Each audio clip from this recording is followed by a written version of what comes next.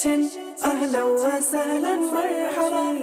ঈদ মিলাদুন নবী তো সকলেদের সেরা ঈদ, সন্দেহতীত ঈদের ঈদ, ঈদ মিলাদুন নবী।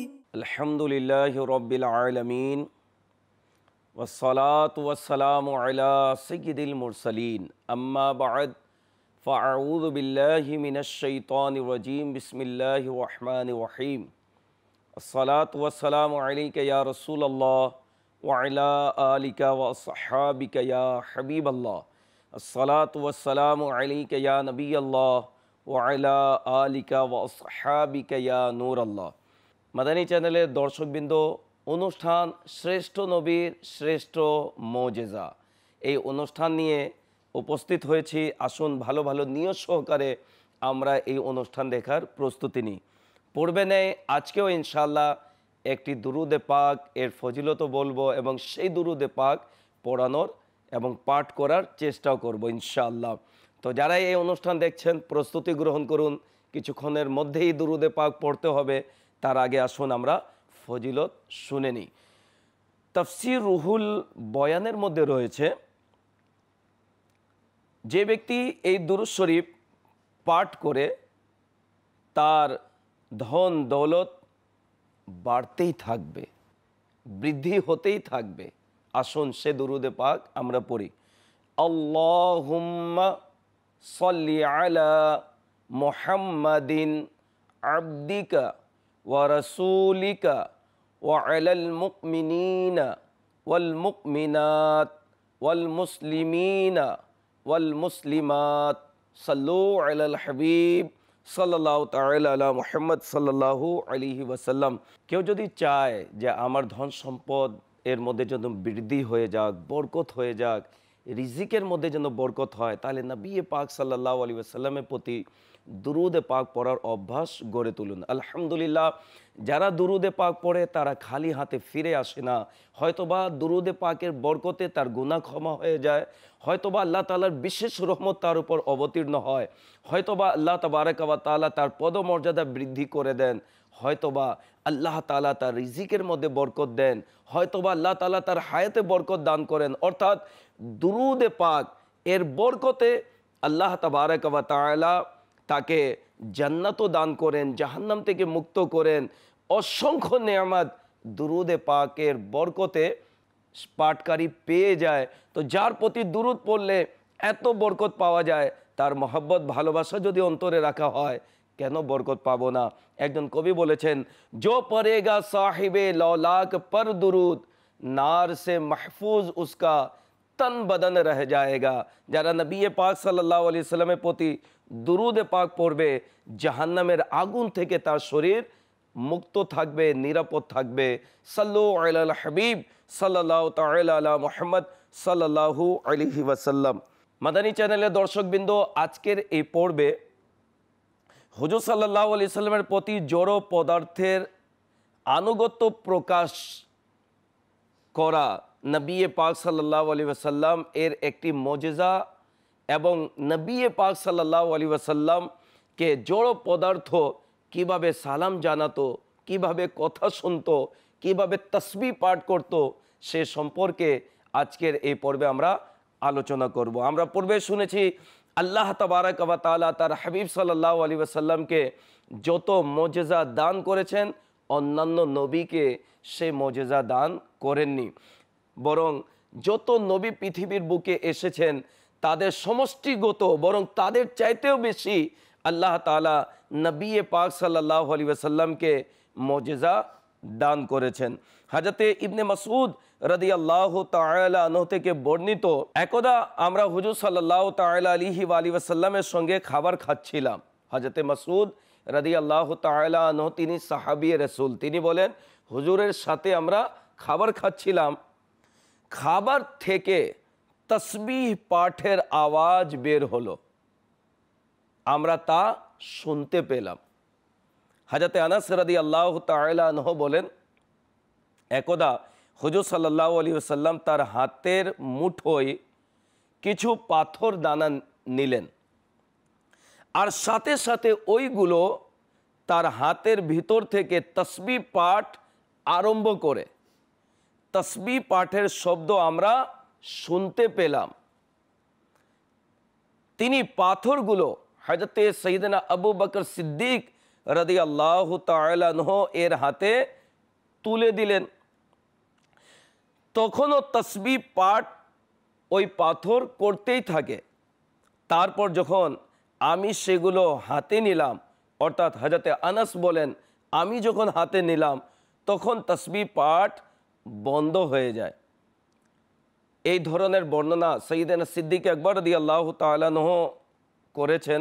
তিনি বলেন হযরতে উমর ও হযরতে উসমান রাদিয়াল্লাহু তাআলা আনহুমা এর হাতে যাওয়ার পরেও পাথরগুলো তসবিহ পাঠ করতে থাকে। সুবহানাল্লাহ। হযরতে আলী কারামাল্লাহু তাআলা ওয়াজহুল করিম তিনি বলেন আমরা মক্কাতে হুজুর সাল্লাল্লাহু আলাইহি সাল্লামের সাথে সফরে বের হলাম। তখন রাস্তায় গাছপালা, পাহাড় নবী পাক সাল্লাল্লাহু আলাইহি ওয়াসাল্লামকে সালাম করে বলতে থাকে আসসালামু আলাইকা ইয়া রাসূলুল্লাহ। সুবহানাল্লাহ। হযরতে আলী রাদিয়াল্লাহু তাআলা স্বয়ং নিজেই এই রিওয়ায়াতের তিনি রাবি রয়েছেন।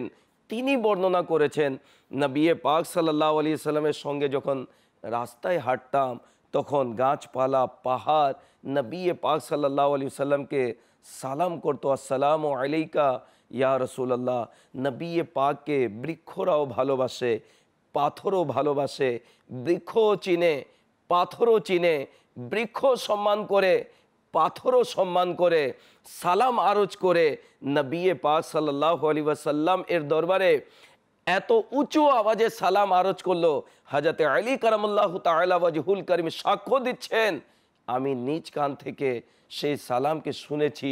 প্রিয় ইসলামী ভাইরা, মাদানী চ্যানেলের দর্শকবৃন্দ, নবী পাক সাল্লাল্লাহু আলাইহি ওয়াসাল্লামের রিসপেক্ট পাথরও জানাচ্ছে, বৃক্ষও জানাচ্ছে।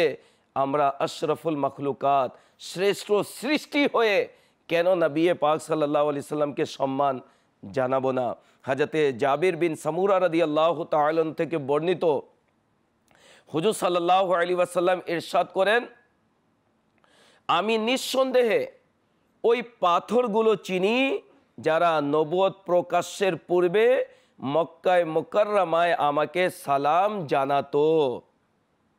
সুবহানাল্লাহ। অপর এক বর্ণনায় আছে কেউ কেউ বলেন সেই পাথর হাজারে আসওয়াদ।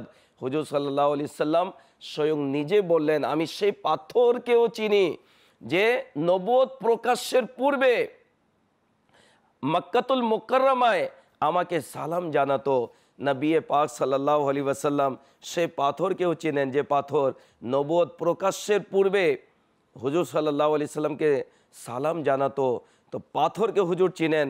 আমরা তার উম্মত যদি সালাম প্রেরণ করি, আমার এই মাতৃভূমি বাংলাদেশে দাঁড়িয়ে যদি সালাতু সালাম যদি পাঠ করি, ইয়া নবী সালাম আলাইকা যদি পাঠ করি, আসসালাতু ওয়াসসালামু আলাইকা ইয়া রাসূলুল্লাহ যদি বলি, নিজের হৃদয়ের মধ্যে নবী পাক সাল্লাল্লাহু আলাইহি ওয়াসাল্লামের সম্মান, মাহাত্ম্য, মর্যাদা রেখে মিলাদুন নবী পালনার্থে দাঁড়িয়ে যদি নবীর দরবারে সালাম যদি পড়ি, বলুন হুজুর সাল্লাল্লাহু আলাইহি ওয়াসাল্লাম আমাদেরকে কি চিনবেন না? হুজুর সাল্লাল্লাহু আলাইহি ওয়াসাল্লাম কি আমাদের ডাক শুনবেন না? হুজুর সাল্লাল্লাহু আলাইহি ওয়াসাল্লাম আমাদের সালাতু সালাম কি শুনবেন না? অবশ্যই শুনবেন। আমার আকা আলা হযরত কত সুন্দর বলেছেন, दूर व नजदीक के सुनने वाले वो कान, दूर व नजदीक के सुनने वाले वो कान, काने लाले करामत पे लाखों सलाम। नबी पाक সাল্লাল্লাহু আলাইহি ওয়াসাল্লামকে আল্লাহ তাআলা এমন মর্যাদা দান করেছেন, দূরের ডাককেও শুনতে পারেন, নিকটের ডাককেও শুনতে পারেন, দূরের আওয়াজকেও শুনতে পান, নিকটের আওয়াজকেও শুনতে পান। আল্লাহ তাআলা তার শ্রবণ শক্তির মধ্যে এত বরকত দান করেছেন। নিয়ত করি ইনশাআল্লাহ যারাই এই অনুষ্ঠান দেখছেন, হক ইসলামী ভাই, হক ইসলামী বোন, হক ছোট ছোট মাদানী মুন্না, মাদানী মুন্নি, অর্থাৎ ছোট ছোট মেয়েরা বা ছেলেরা যারাই এই অনুষ্ঠান দেখছেন, যুবকেরা সবাই নিয়ত করুন, মাহে রবিউল আউয়ালের পবিত্র মাসে নবীকে সম্মানে সসম্মানে দাঁড়িয়ে ইনশাল্লাহ আমরা ইয়া নবী সালাম আলাইকা পাঠ করে মদিনার দিকে ধ্যান করে ইনশাল্লাহ পাঠ করব, এই নিয়তে যে নবী পাক সাল্লাল্লাহু আলাইহি ওয়াসাল্লাম আমাদের আওয়াজকে শুনতে পাচ্ছেন। এই ক্ষমতা দিয়েছে কে? স্বয়ং আল্লাহ তাবারাক ওয়া তাআলা। জি হ্যাঁ, এই ক্ষমতা স্বয়ং আল্লাহ তাআলা তার হাবিবকে দান করেছেন। আসুন আরও কিছু আমরা শুনি। হযরত আয়েশা রাদিয়াল্লাহু তাআলা আনহা থেকে বর্ণিত, হুজুর সাল্লাল্লাহু তাআলা আলাইহি ওয়া আলিহি ওয়াসাল্লাম ইরশাদ করেছেন, হযরত জিবরাইল আলাইহিস সালাতু ওয়াস সালাম যখন আমার নিকট রিসালাতের বার্তা নিয়ে আসেন, তখন থেকে আমার অবস্থা এমন হয়েছে যে আমি গাছপালা বা পাথরের নিকট দিয়ে গমন করলে তারা আমাকে সালাম করে বলতো, আসসালামু আলাইকা ইয়া রাসূলুল্লাহ, আসসালামু আলাইকা ইয়া রাসূলুল্লাহ। হযরতে জাবির বিন আব্দুল্লাহ রাদিয়াল্লাহু তাআলা আনহু বলেন, হুজুর সাল্লাল্লাহু আলাইহি ওয়াসাল্লাম যে সমস্ত গাছপালা ও পাথরের নিকট দিয়ে চলতেন সেগুলো হুজুর সাল্লাল্লাহু আলাইহি ওয়াসাল্লামকে সিজদা করত, অর্থাৎ সম্মান জানাতো। কারা বর্ণনা করেছেন একটু লক্ষ্য করে দেখুন। অনেকে বলে যে মিলাদ তো কিতাবে পাওয়া যায় না, কোরআন হাদিসে নেই, কোনো বুজুর্গানে দিনের বাণীতে নেই। আরে নবীর প্রতি সালাম জানানোর জন্য দলিল তো আছেই, কিন্তু আশিকদের দলিলের প্রয়োজন হয় না। আশিকরা তো নবীর প্রতি সালাম পড়তেই থাকে। আশিকদের জন্য এটাই যথেষ্ট, ইন্নাল্লাহা ওয়া মালাইকাতাহু ইউসাল্লুনা আলান নবী ইয়া আইয়ুহাল্লাযীনা আমানু সাল্লু আলাইহি ওয়া সাল্লিমু তাসলিমা। স্বয়ং আল্লাহ তাবারক ওয়া তাআলা এই আয়াতে কারিমার মধ্যে ঈমানদারদেরকে দুরুদ এবং সালাম পড়ার জন্য আদেশ করেছেন। বাহারের শরীয়তের মধ্যে লেখা রয়েছে জীবনে একবার দুরুদ পড়া ফরজ।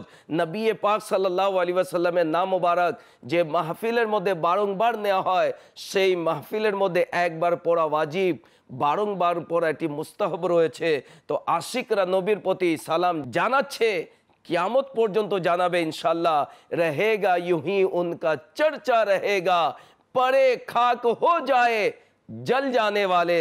যারা এই বিষয়টি সহ্য করতে পারে না তারা জ্বলে পুড়ে ছাই হয়ে যাক, আমরা ইনশাল্লাহ নবীর গুণগান করতেই থাকবো, ইনশাআল্লাহ নবীর দরবারে সালাম প্রেরণ করতেই থাকবো। আর নবীর শাফাআত কিয়ামতের দিন ইনশাআল্লাহ অবশ্যই আমরা পাবো। হযরত আব্বাস রাদিয়াল্লাহু তাআলা আনহু থেকে বর্ণিত আছে, হুজুর সাল্লাল্লাহু তাআলা আলাইহি ওয়া আলিহি ওয়াসাল্লাম যখন হযরত আব্বাস ও তার সন্তানদের চাদরাবৃত্ত করে দোয়া করলেন, হে আল্লাহ এদেরকে অর্থাৎ হযরত আব্বাস রাদিয়াল্লাহু তাআলা আনহু ও তার সন্তানদেরকে দোজখের আগুন থেকে এভাবে হেফাজত করো যেমন আমি তাদেরকে আমার চাদর দিয়ে আবৃত করেছি। তখন ঘরের দেয়াল ও খুঁটি আমিন আমিন বলতে শুরু করে দিল। সুবহানাল্লাহ, সুবহানাল্লাহ। প্রিয় ইসলামী ভাইরা, মাদানী চ্যানেলের দর্শকবৃন্দ, নবী পাক সাল্লাল্লাহু আলাইহি ওয়াসাল্লাম দোয়া করছেন হযরত আব্বাসের জন্য, তার সন্তানদের জন্য। এদিকে দেয়াল খুঁটি নবী পাক সাল্লাল্লাহু আলাইহি সাল্লাম এর দোয়াতে আমিন বলছে। হযরত জাফর ইবনে মোহাম্মদ বাকির রাদিয়াল্লাহু তাআলা থেকে বর্ণিত আছে, একবার হুজুর সাল্লাল্লাহু আলাইহি সাল্লাম অসুস্থ হয়ে পড়লেন। হযরত জিবরাইল আমিন আলাইহিস সালাতু ওয়াস সালাম এক পাত্র আঙ্গুর ও আনার নিয়ে আসলেন, এক পাত্রে আঙ্গুর ও আনার নিয়ে আসলেন। হুজুর সাল্লাল্লাহু আলাইহি সাল্লাম যখন ফলগুলো মুখে দেন তখন সেগুলো তসবিহ পাঠ করতে শুরু করে দিল। সুবহানাল্লাহ। হযরতে আনাস রাদিয়াল্লাহু তাআলা আনহু থেকে বর্ণিত আছে, একদা হুজুর সাল্লাল্লাহু আলাইহি ওয়াসাল্লাম হযরতে আবু বকর, হযরতে উমর, হযরতে উসমান রাদিয়াল্লাহু তাআলা আনহুমকে সঙ্গে নিয়ে উহুদ পাহাড়ে উঠলেন।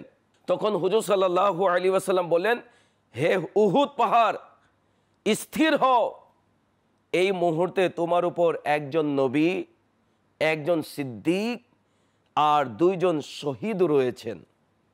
হাদিসে করিমার মধ্যে এই রেওয়ায়তটি এসেছে যে উহুদ পাহাড় আনন্দে নবী পাক সাল্লাল্লাহু আলাইহি ওয়াসাল্লাম যে পাহাড়কে নিজের কদম দ্বারা ধন্য করলেন, সে পাহাড়কে আর স্থির থাকতে পারে?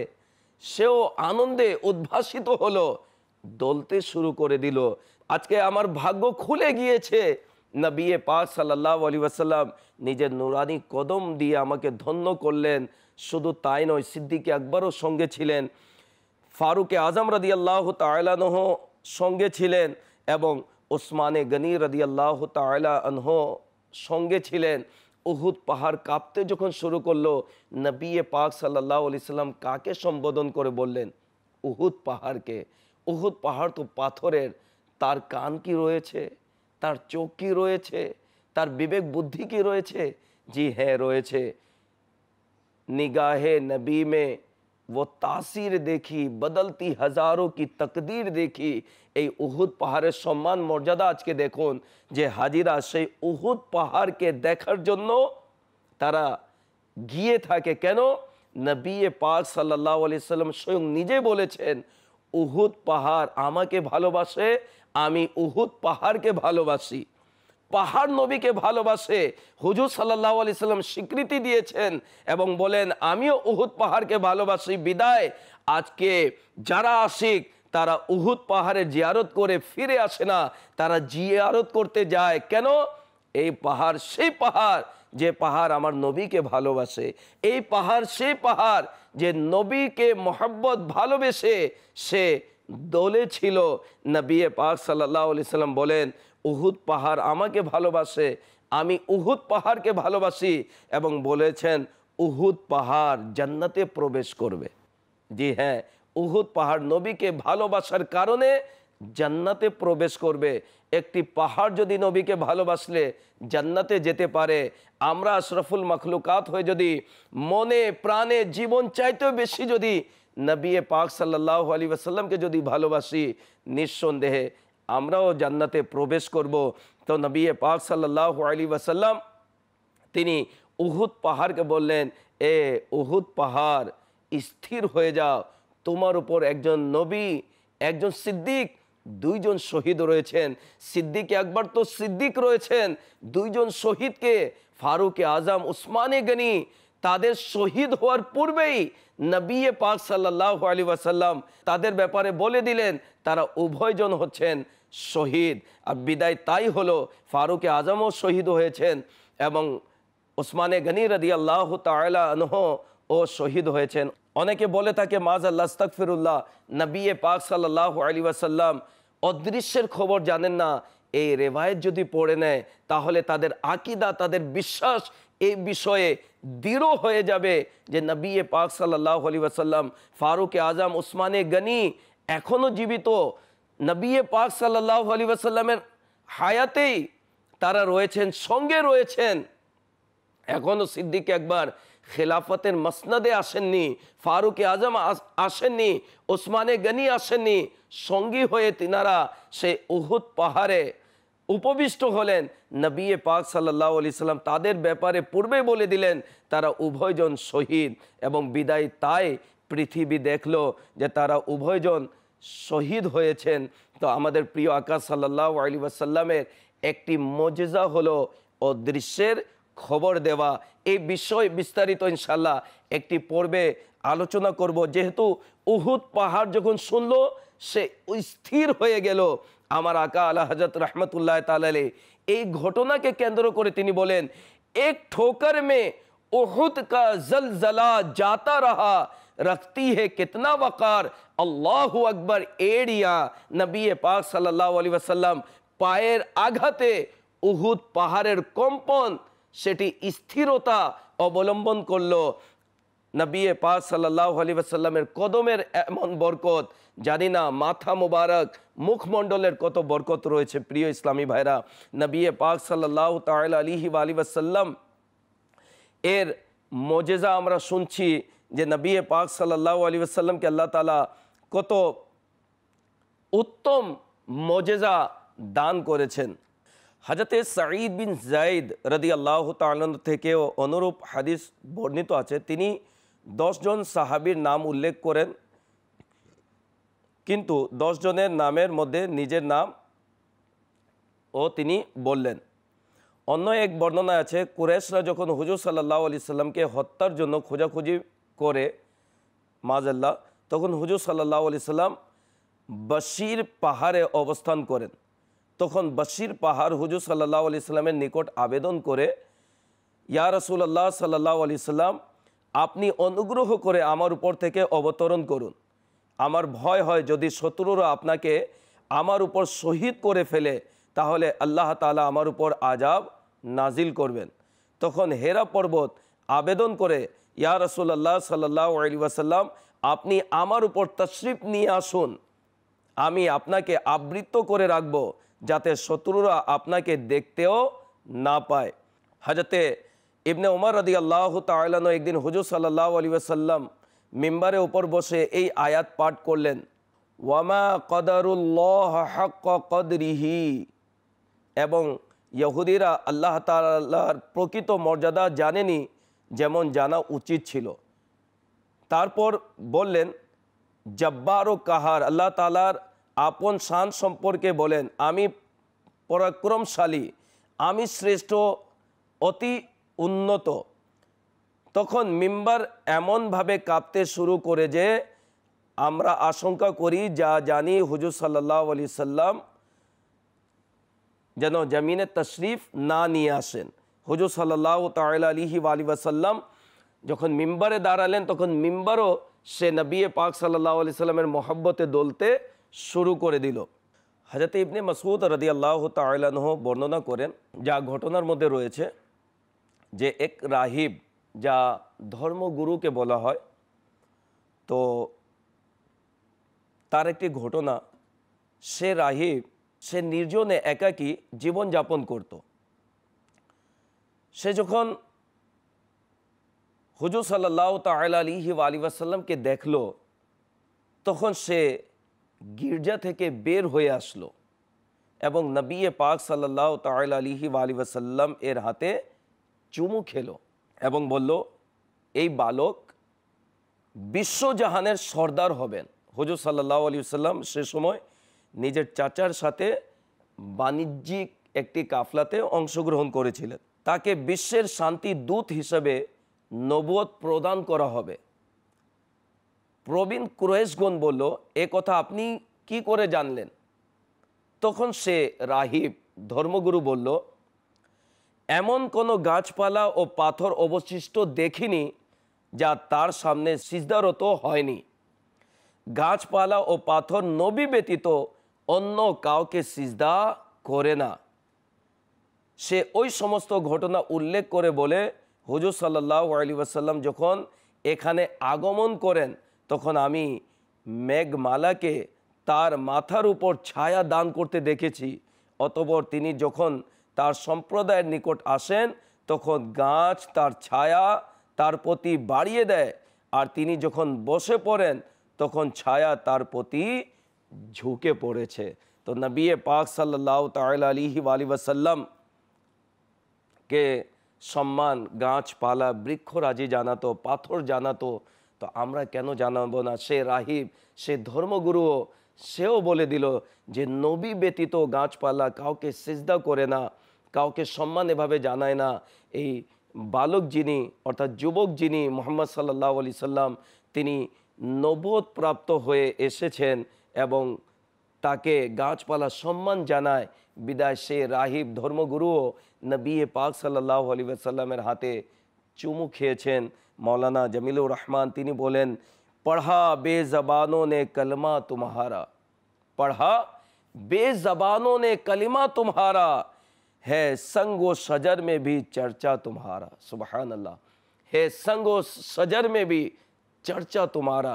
तो नबी पाक সাল্লাল্লাহু আলাইহি ওয়াসাল্লামের চর্চা আলোচনা সব জায়গায় রয়েছে, সবাই করে, আমরা করব না কেন? মাহে রবিউল আউয়াল, নবী পাক সাল্লাল্লাহু আলাইহি ওয়াসাল্লাম আল্লাহর পক্ষ থেকে অনেক বড় নিয়ামত। কোরআনুল কারীমের মধ্যে আল্লাহ তাআলা ইরশাদ করেছেন, ওয়া আম্মা বিনি'মাতি রাব্বিকা ফাহাদিস, আর আমার নিয়ামতের তোমরা চর্চা করো, আলোচনা করো। তো আমরা সেই নিয়ামতে উজমা, উত্তম নিয়ামত, সর্বোচ্চ নিয়ামত হলেন নবী পাক সাল্লাল্লাহু আলাইহি ওয়াসাল্লাম, যাকে সৃজন না করলে আল্লাহ তাআলা কিছুই সৃজন করতো না, সে নবী পাক সাল্লাল্লাহু আলাইহি ওয়াসাল্লামের আগমনের মাস হচ্ছে মাহে রবিউল আউয়াল মাস। এই মাসে তার জীবনী নিয়ে আলোচনা, তার মাহাত্ম্য মর্যাদা তুলে ধরা, এটি ঈমানদারের বৈশিষ্ট্য, ঈমানদারদের লক্ষণ। তাই অনুরোধ করব, যারাই এই অনুষ্ঠান দেখছেন নিজের ঘরের মধ্যেও হুজুর সাল্লাল্লাহু আলাইহি ওয়াসাল্লামের জীবনী বয়ান করুন। আলহামদুলিল্লাহ, আমির আহলে সুন্নাত দামাত বারকাতুহুল আলিয়া অত্যন্ত মূল্যবান একটি রিসালা লিখেছেন, সেটি হচ্ছে বসন্তের প্রভাত। হুজুর সাল্লাল্লাহু আলাইহি ওয়াসাল্লামের আগমনকে কেন্দ্র করে সে সকল ঘটনাকে একত্রিত করেছেন, যেটি পড়লে ঈমানদারদের ঈমান সজীব হয়ে যায়, মিলাদুন নবী পালনের দলিল পাওয়া যায় এবং আগ্রহ বেড়ে যায়। আরেকটি নবী পাক সাল্লাল্লাহু আলাইহি ওয়াসাল্লামের মুজিজা সম্পর্কে লিখেছেন, সেটি হচ্ছে কালো গোলাম। নবী পাক সাল্লাল্লাহু আলাইহি ওয়াসাল্লামের শান মর্যাদা আমাদেরকে আল্লাহ তাআলা বয়ান করার এবং নিজের নাজাতের ওসিলা করার তৌফিক দান করুক। সময় হয়েছে বিদায় নেবার। শ্রেষ্ঠ নবীর শ্রেষ্ঠ মুজিজা এই পর্বে এতটুকুই আমরা শুনলাম। আল্লাহ তাআলা আমাদেরকে আমল করার তৌফিক দান করুক। পরবর্তী অনুষ্ঠানে নতুন একটি বিষয় নিয়ে আবারও উপস্থিত হব। আল্লাহ তাআলা আমাদেরকে ভালো ও সুস্থ রাখুক। সাল্লু আলাল হাবিব সাল্লাল্লাহু তাআলা আলা মুহাম্মদ সাল্লাল্লাহু আলাইহি ওয়াসাল্লাম। নবী এসেছেন, আহলান ওয়া সাহলান মারহাবা। ঈদ মিলাদুন নবী তো সকলেদের সেরা ঈদ, সন্দেহ তিত ঈদের ঈদ, ঈদ মিলাদুন নবী।